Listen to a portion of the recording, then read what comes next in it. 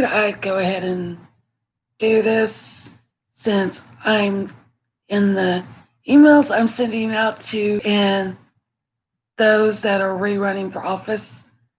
I'm not sending out the big long letters anymore.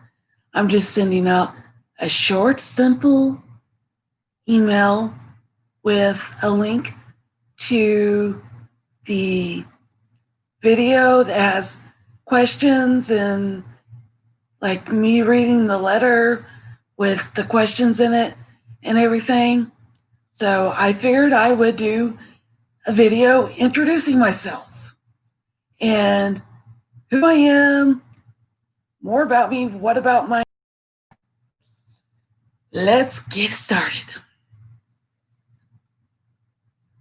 All right. When I was 16 years old, I was broadsided at 60 miles an hour.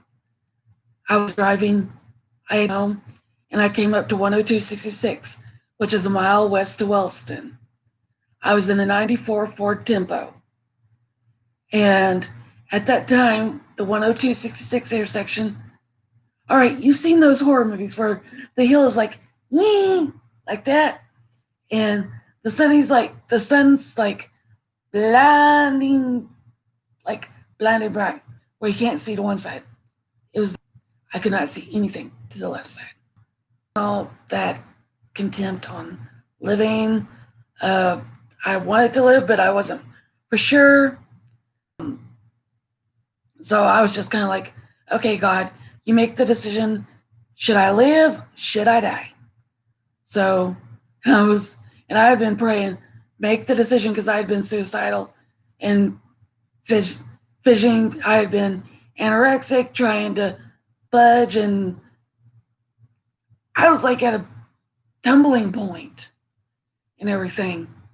And so I was like, make a decision for me. Should I live? Should I die? Whatever. And so I pulled out, and I was broadsided at 60 miles an hour by a truck pulling a trailer full of wood. The driver's door was slammed halfway in the middle of the driver's wheel, against both sides of the skull at 60 miles an hour. Now, from what I understand, that basically my brain looked like it had been dropped. Bucket of cold water, and basically split down the middle, matched to vegetable, or whatever you want to call it. It was pretty much bleak for me. First kind of couple of weeks or something like that. 3 days before Christmas, and before anyone asked, yes, I did hear the voices of those that came to see me. I didn't go to heaven. No one asked me that. I didn't go to heaven. I was here, but on earth. I didn't go anywhere. But I did hear the voices of my friends that were up, that I grew up with, that graduated from Chandler and stuff. I heard their voices, when they pray or thought about me and everything. I literally recovered like it was nobody's business. I think it was like 2 weeks after I got in aquatics therapy. I remembered I'd been a lifeguard. I don't remember how long I remembered before, like, me come see me every week and deliver messages from my friends that I'd been in dance with. So that was my absolute favorite messages from my friends at the dance studio. And I got like phone numbers from some of my friends, like that I danced with or that I worked with, or if they would, or sometimes they would or wouldn't be. One of them, I think, wouldn't be home, and I think it would be his little brother would be home, and I think I'd be talking to his little brother, if I remember right. I think it was the little brother that went on to work in the film industry.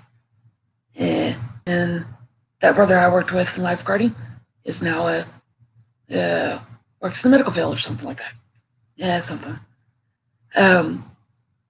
But there was that, but it, dancing's easier than walking. And it's true for me to this day, like it was then. If I start stumbling or losing my balance, I will just go like doing a dance move or something like Pas de Bourrée or glissade or something, for those of you who know dance terms.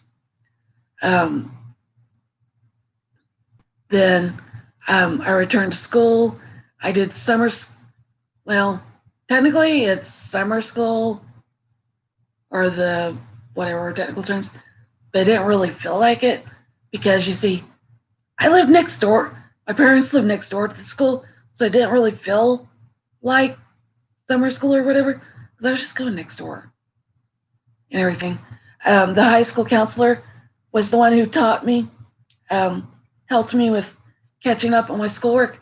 I think Algebra 2 was the only one I had to catch up on. And having Miss McAfee help me relearn Algebra 2, that was fun. But I did other therapies throughout that summer and everything. And then when I returned to school, I'm not even going to get to the crapola stuff, but I'm just going to focus on the positive. But I returned to dance for my 14th year. I did a solo. I did my senior, got up before the class and spoke, did a little speech. Mr. Fox asked us if, I don't like the way you guys been treating me. This is what it's like to live with this damn brain injury. For me, that's all it was for me, was a bit of gratification. I was reading it. And then I didn't go on the senior class trip. The senior class trip was the same weekend as my dance recital and then the senior class trip. Because those I grew up and danced with were way more important to me than those I graduated with. And so it was so much ballet solo since it was my senior year. And I actually remembered the steps. That was the kicker. That was just so much fun for me. And you have to keep in mind that for me to remember the steps is a very big thing because, you know, the movie 50 First Dates and the character 10-Second Tom, I was 5-Second Alicia. Or as my students know me as 5-Second Ms. Allie, because I still have those moments. But I did therapy after I graduated, and I think after I graduated, I went into hippotherapy, if I remember right. Yeah, I did hippotherapy, and hippotherapy, that's not on hippos. No hippos involved. Hippotherapy is on horses. It's a lot of fun. And I did that till the end of the first month that I was in college. I took 12 hours. I was that stubborn. I wanted to be like everyone else. And then I got involved in student organizations. I was involved in the Able Disabled year. I was the public relations secretary. Then I was president the next 2 years. And then I don't remember what I was last year. I was involved. Amber, Chelsea, if you come watch us, please help remember, because I don't remember. So I came to the classes the first 2 weeks beforehand. I would go talk to the teachers beforehand about my brain injury. I would go give them the paper. I would talk to them about my side of everything, and the teachers were very helpful. Okay, I had one teacher that was, and as a result, that teacher, I did not get my degree in 2000. Pretty much explains everything I see when I go substitute and everything I've seen since I've been teaching as a substitute, as in far as child behavior and when I was when I returned to Rose State. But the biggest support unit ever and everything. The teachers were really good and helpful. My classmates, I had friends that would, if I had a class that ended up like for whatever reason, have it to be in another building on the other side of campus, or if I had a class that was on the other side of campus, they would give me a lift in the car to the other side of campus, or see, I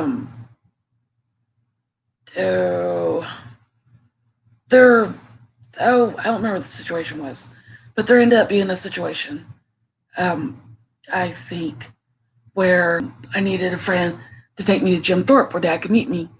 And I had a friend that was more than happy to drop me off at Jim Thorpe.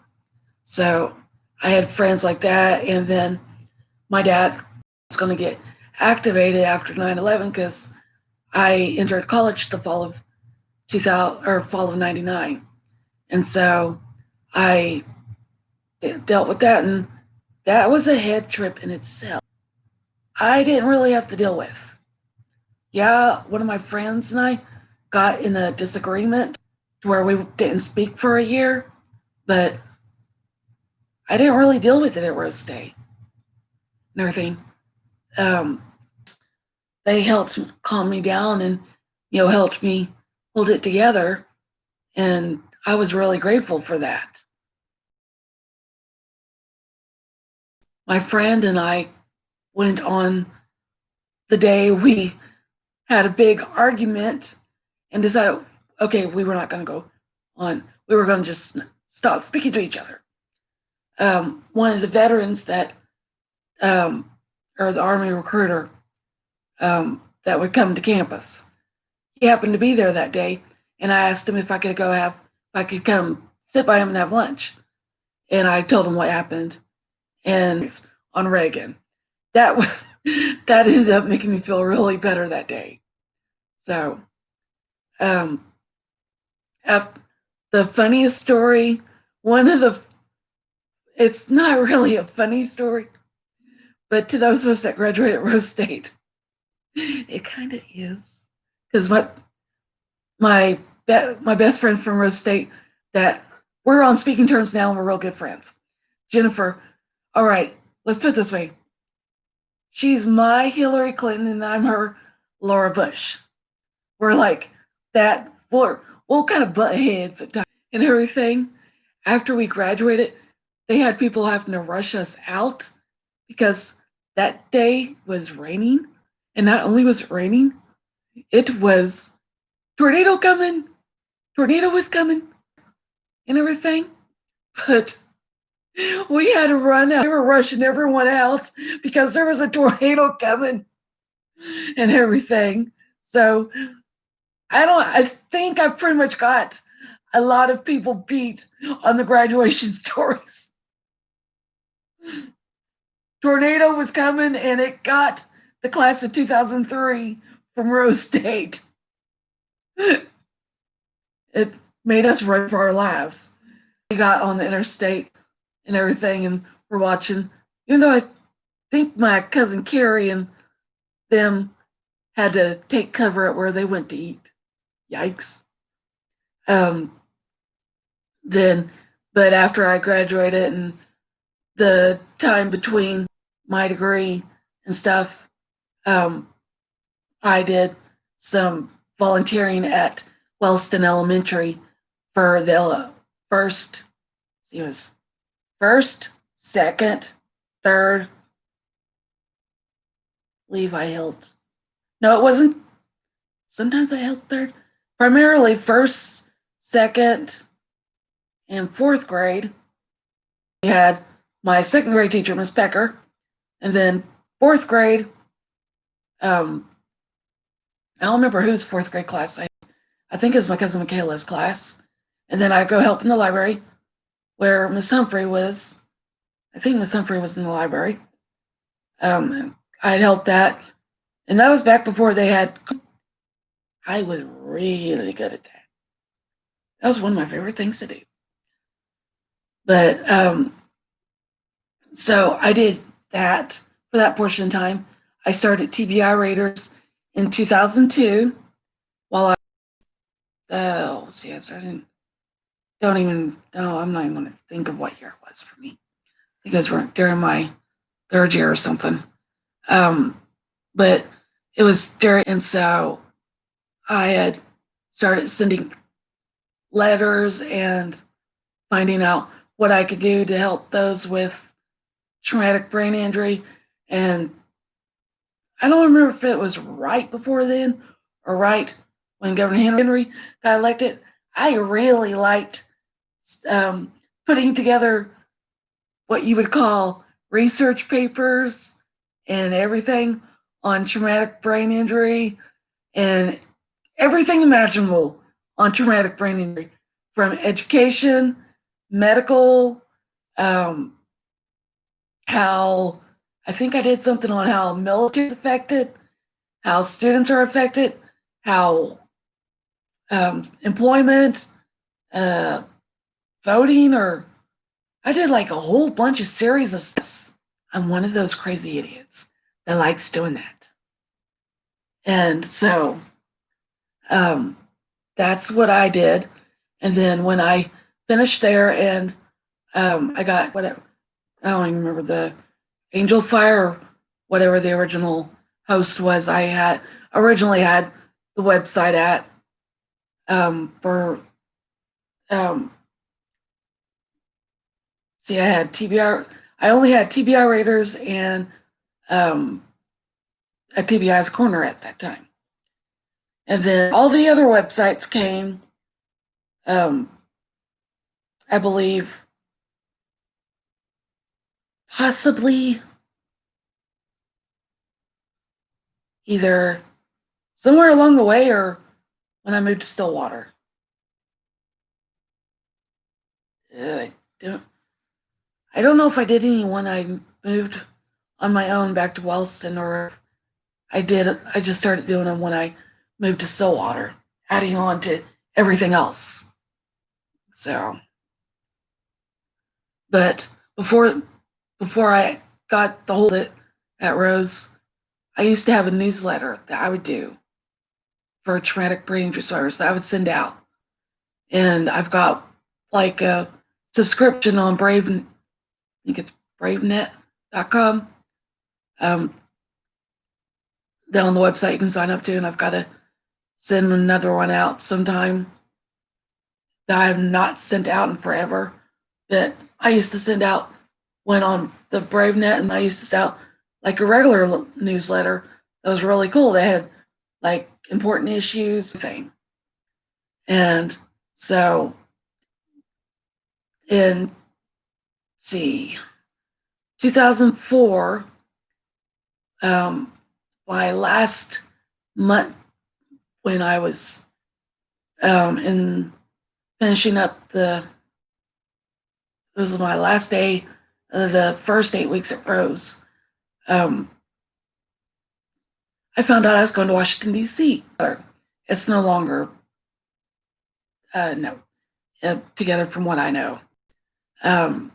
But I went to Washington, D.C. twice. The first time was to represent Oklahoma youth with disabilities.